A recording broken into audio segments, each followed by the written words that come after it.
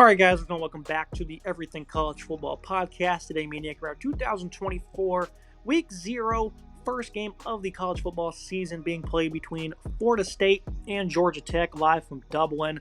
12.5-point favorites are the Noles. 56.5 is the total. Noon Eastern time on ESPN will be the time for this one.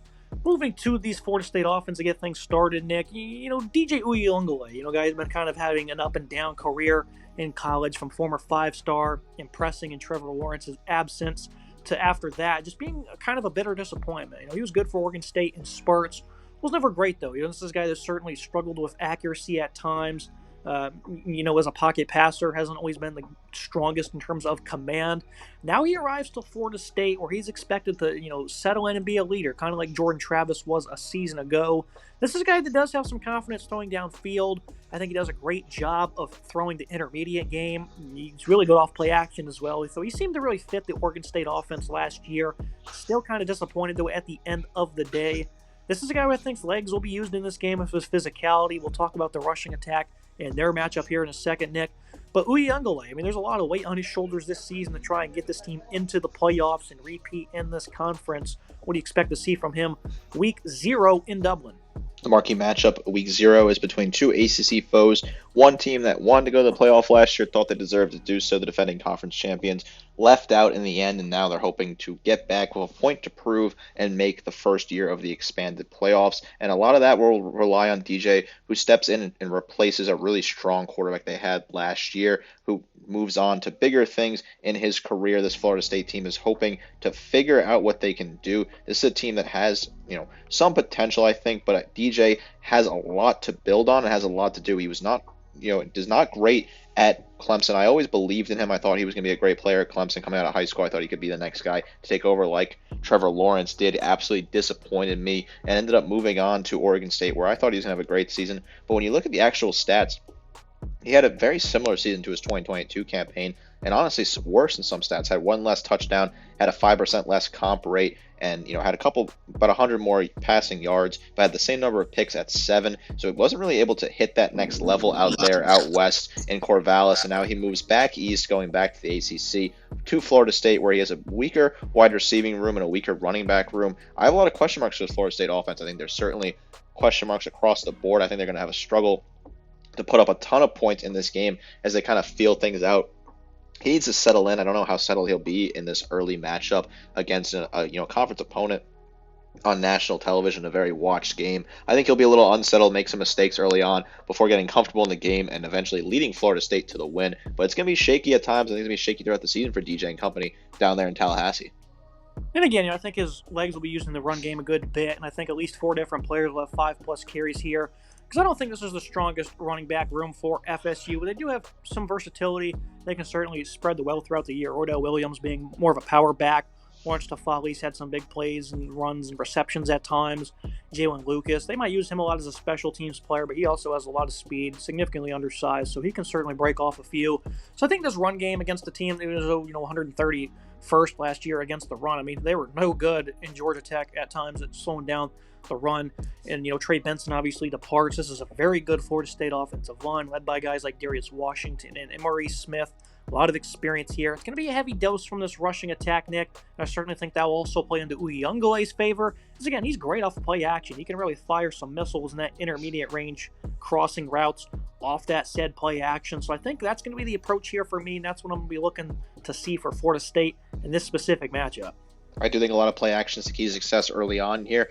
Rodell Williams comes in from Alabama as more of a power back. He was okay at Alabama, but never phenomenal. Now takes over and is that number 1 back. Can he be a bell cow? I'm not entirely sure. They're going to have to spread the rock, I think, between their further players on their depth chart as well as letting DJ run the ball. This is a team that had success running the ball last year with Trey Benson and at times Jordan Travis, who had 7 rushing touchdowns. Benson had 14 of his own. A lot of production to replace there, 21 total touchdowns. Do they have that production replacement with DJ and Roydell? I'm not entirely sure. Certainly going to have to keep an eye on what this rushing attack looks like for this Florida State team. Another part of this offense I don't think is overly enthusiastic, but they certainly have versatility at the wide receiver spot. You just wonder who will step up in this game. I think Ja'Kai Douglas is a good candidate for that. Malik Benson really didn't do much for Bama last year. Looks like Jalen Brown is going to be a guy who gets an early season go for the Noles. Kentron Portier. He's a veteran, but he certainly hasn't seen great targets. Same for Deuce Spann and Darian Williamson. Hakeem Williams, a 5-star in last year's class, doesn't look like he's earned as much playing time as we envisioned, at least early on in this season. So he might not see a great go in this game. They have Kyle Morlock at tight end as well, replacing Jaheim Bell. I think Morlock's a pretty good player as well. So this receiving core, though, Nick, it's not all that great in terms of skill and size. They have that versatility at least. It's a pretty good Georgia Tech secondary they're playing against here. So again, the run game will be the focal point, but the wide receiving room is certainly open for playing time, and wanting to see who can emerge here is certainly another thing we're going to be focusing on.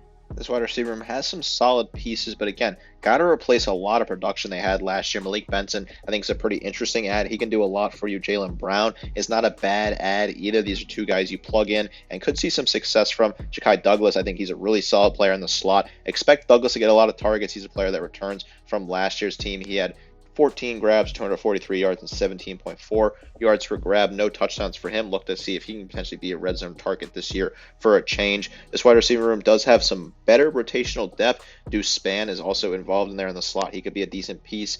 Want to see who, DJ likes to target early. Does he throw the Benson early more often? Does he throw Douglas early more often? I think that'll kind of set the tone for what this offense looks like all year long. Now moving to the Georgia Tech offense, Haynes King, a guy who came from over from Texas A&M, proved to be a good dual threat. Needs to cut down on his turnovers, of course. That was a big problem for him a season ago.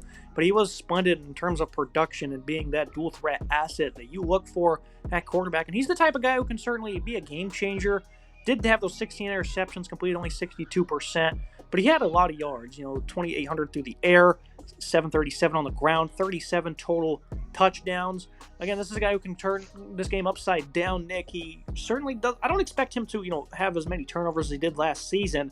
But in a game like this against a tough defense, you're going to find yourself behind very often. It's going to be hard to come from behind if you're turning the ball over like he did last year. So that cannot happen in this contest if they want to stay in it. He cannot turn the ball over. They want to stay in this game. The 16 turnovers last year, or 16 interceptions it is last year, was a bad number for King. King, I think, is a solid quarterback who has high upside. 2,800 yards passing, 61% comp rate, and 27 touchdowns are all solid numbers. Plus 10 rushing touchdowns and 737 on the ground. So he's a true dual threat. Expect him to run the ball a whole lot in this game. I think they're going to try and burn as much clock as possible. Try to use a nice running attack on the ground. Plus, with their solid running backs we'll get into in a second. King, he's got to be careful here. He cannot turn the ball over. If this Florida State defense gets momentum early on, they can potentially blow Georgia Tech out if they get early turnovers because they are very strong with those momentum swings. I do think they have a really solid defense that we'll preview in a second. I think King's a good quarterback. As long as he keeps his head on straight, no turnovers, and really be comfortable in the rushing attack, Georgia Tech could have some success on the ground. And, of course, this rushing attack led by Jamal Haynes, guy who had over 1,000 yards last year and 7 scores. Over 200 yards rushing for this offense last season. Haynes on film, this guy was ridiculous at times. Some absurd highlight reel-like plays I saw from Haynes. So, him, King, Trey Cooley, it's certainly going to be a trio they look to attack. Very tough FSU defense. I think it's going to be hard for them to run straight at them, but with the variety and the speed they have attacking the edge often seems likely. The jet sweeps, wide receiver screens as well. To kind of get this defense loosened up will be a frequent game plan, I think. Because they do have a lot of speed, Nick, and it starts with those guys in the backfield, King's abilities. And then you have some receivers here that I'm a big fan of. Eric Singleton last year as a freshman only burst onto the scene, led the team in all categories receiving.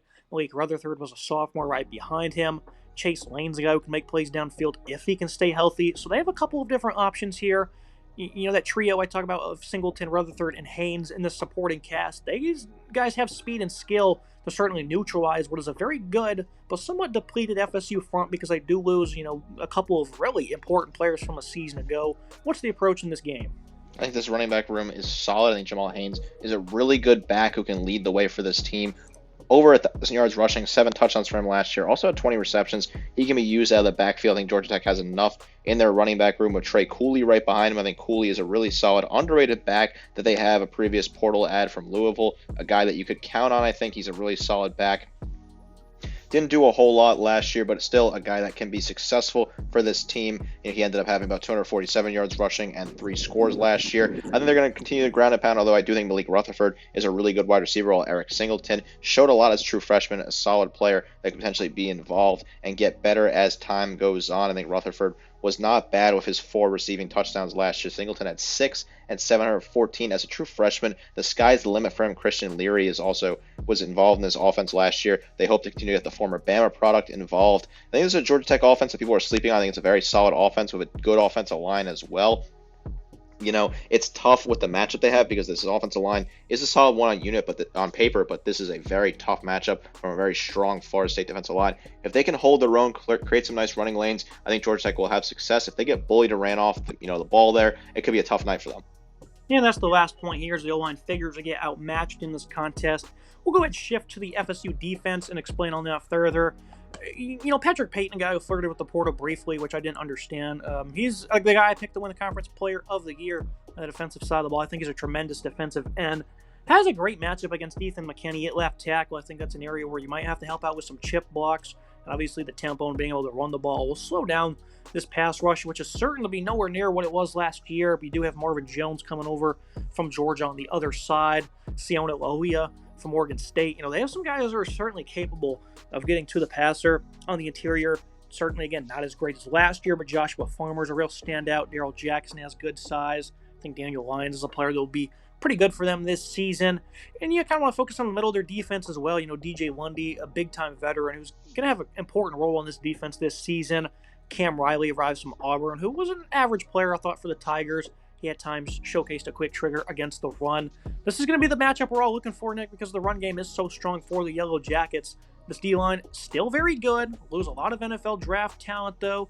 Do you think they have enough to replace them, or do you think they'll be a little bit worse against the run in this game, where at times last year the Noles certainly weren't as polished against the ground attacks, which is certainly at times was disappointing. Was never bad, but at times things could have got away from them.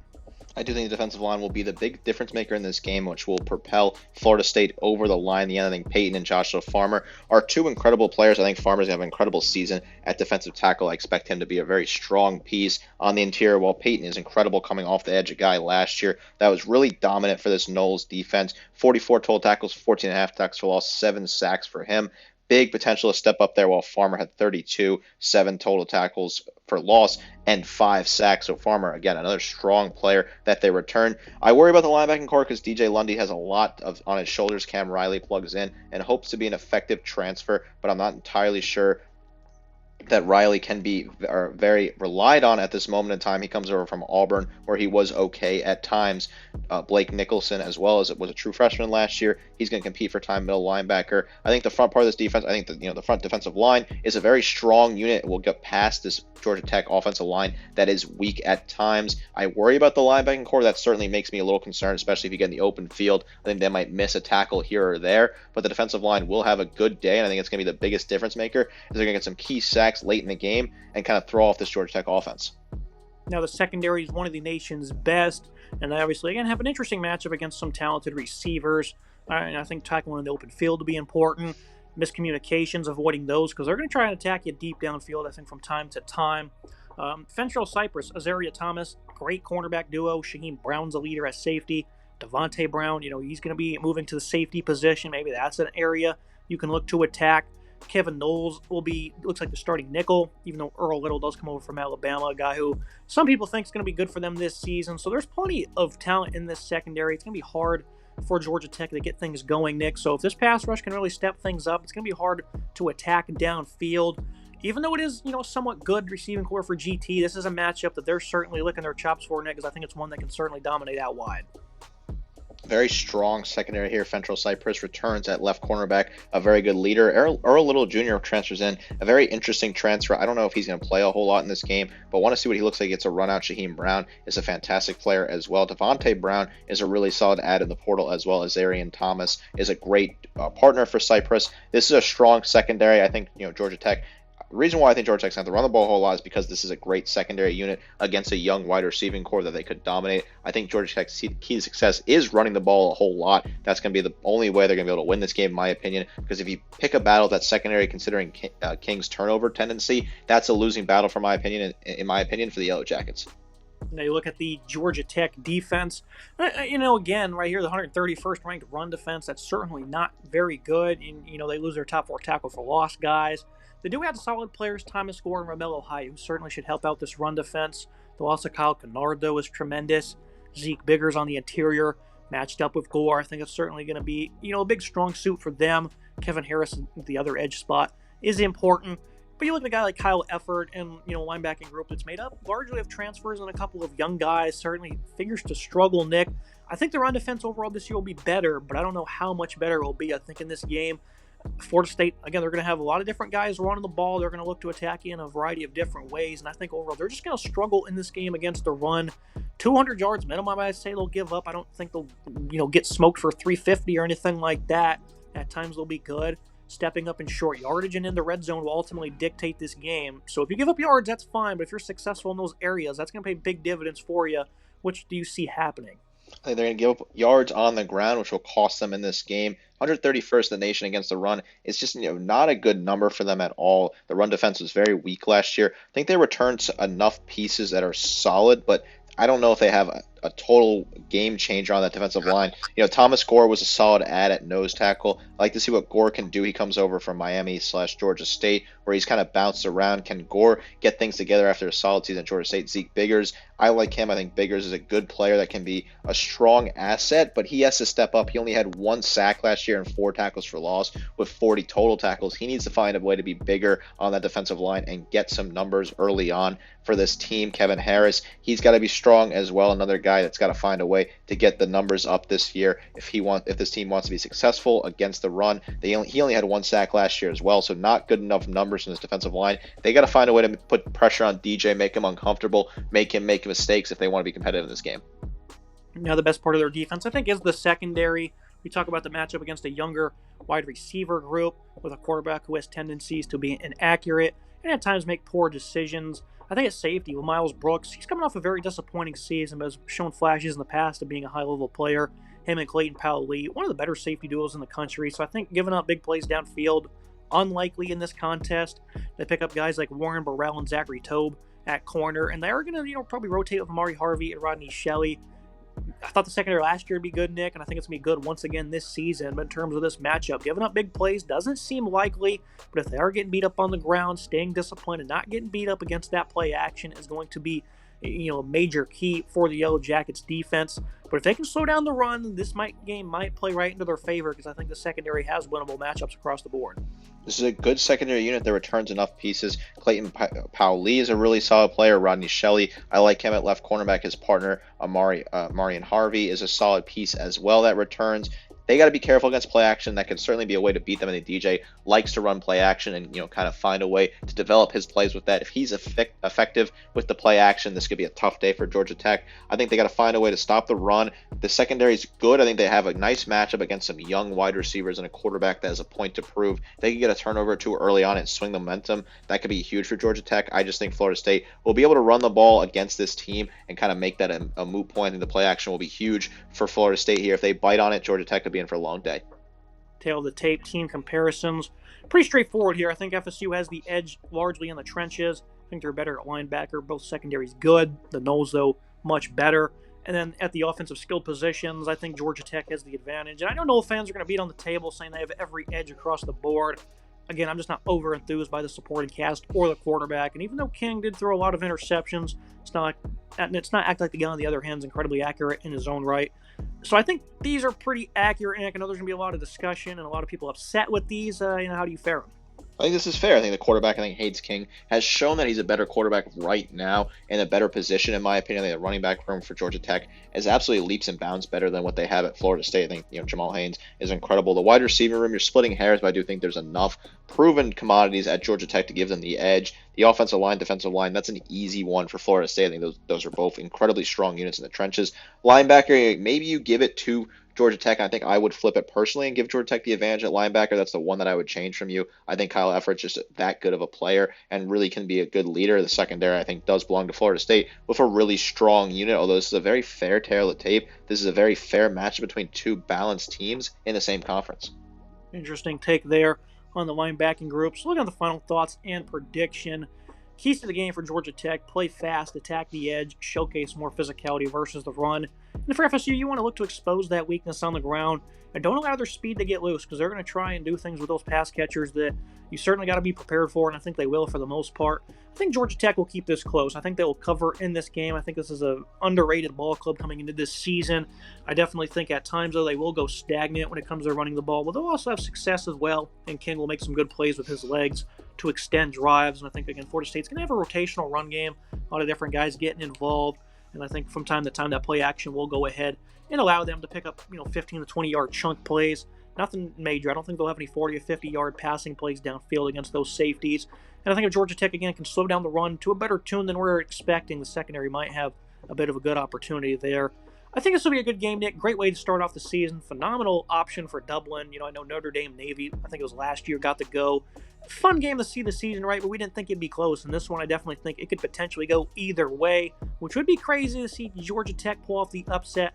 It's college football at the end of the day. We're back, Nick. Anything can happen. We'll stick with the Noles here, though. I think this is a great matchup. I'm going to stick with the Noles, but I do like this matchup at the Aviva Stadium in Dublin. This is the second time Georgia Tech is playing in this stadium. They previously played Boston College in a game they won 17-14, which was the first matchup between two teams in the same conference. Northwestern Nebraska also played in a conference matchup, and this is the fifth total game at the Aviva Stadium and the third conference matchup. I think Georgia Tech can hang in this game and really put on a show and what is a really showcase national game in front of a national audience, in front of the country of Ireland as well, but also a national audience across the country here in the United States as everyone is excited for college football to come back. I think Georgia Tech's not getting enough respect. I think Florida State's getting too much respect. I think Florida State has a lot of question marks on offense. Their defense, I think, is really strong.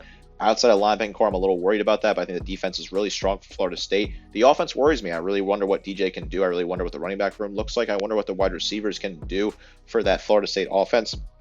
I like what Georgia Tech has on offense. I think Hayes King's a really solid quarterback. I think Jamal Haynes is an incredible running back, very underrated back, plus a solid wide receiving room. I think Florida State gets the job done at the end of the day because they win the battle on the ground and really beat up on what is a weak, at times, defensive line for Georgia Tech. But I think Tech covers this game. I think the spread's a little too lofty. I like Tech to contend, make this a close game, potentially, a late fourth quarter game that decides it for the Noles, who get the job done as they kick off their season, hoping to try and push back to make the expanded playoff after missing the 4-team playoff last year. They have a tough travel schedule as they have to go back and play on a Monday night, which is kind of weird, a bit of a weird transition for them as they have a lot of eyes on them as they kind of transition into this new season under Mike Norvell after last year's bitter, disappointing end for Noles fans.